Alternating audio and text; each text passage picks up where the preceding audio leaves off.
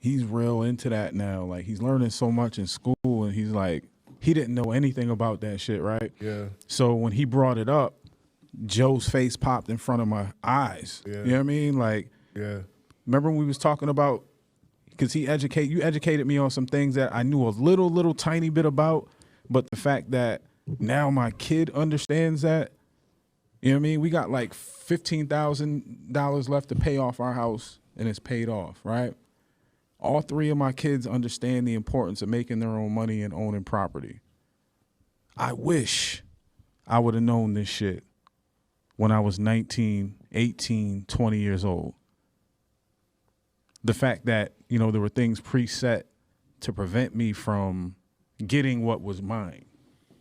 Well, I think that's the benefit of, like Rome said before, that our generation is the generation that's going to push the wealth of the new wealth. Is like, we came up in an era where we had to learn and how to do things. Like I said, I was fortunate enough that my parents, you know, were college educated, and they were exposed to different things, which exposed me to different things. But at the same time, you know, the lessons that I learned, even though I learned them directly from my parents, are the same lessons that you learned, but you had to learn them through life. So now what we can do in this generation is educate our kids. So now that our literacy, so now we're breaking generational curses of financial literacy, because we're exposing them to things that, just like you said, you wish that you were exposed to this at 18, 19. How old is Tone right now?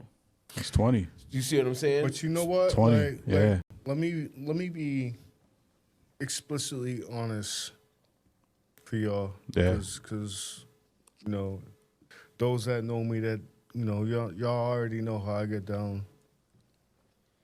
Like, listen, if you don't know about what happens in the banks and credit unions, then you just fucking don't know. As far as like what?